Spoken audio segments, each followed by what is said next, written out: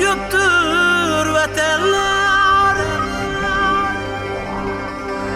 bir-birinden güzel bolgan çemenler, amma yoktur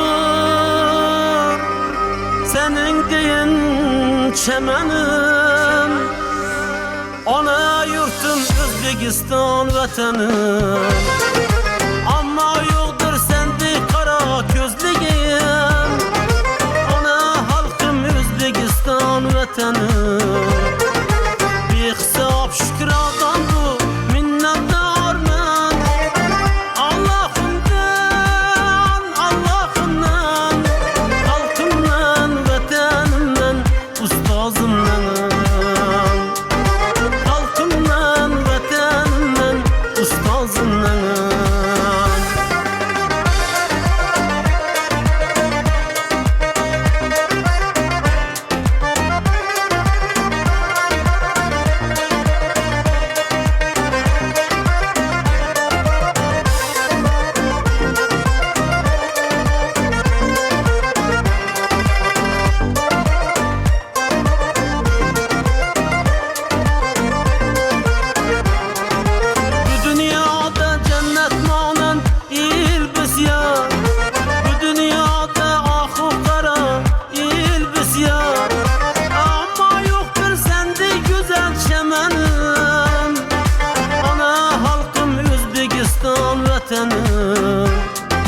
Ama yoktur sende güzel çemenim.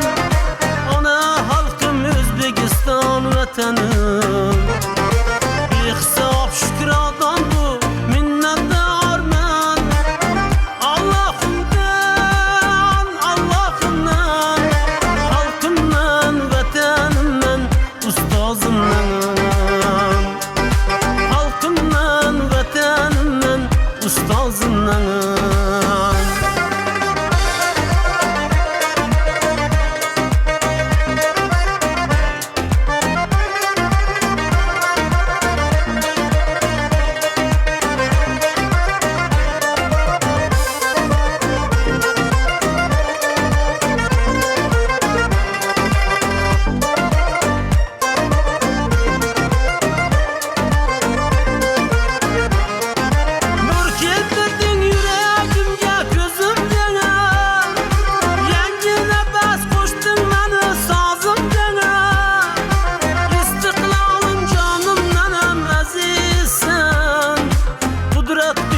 Koşuğun avazımda, İstiklalım canım nenem əzizsən.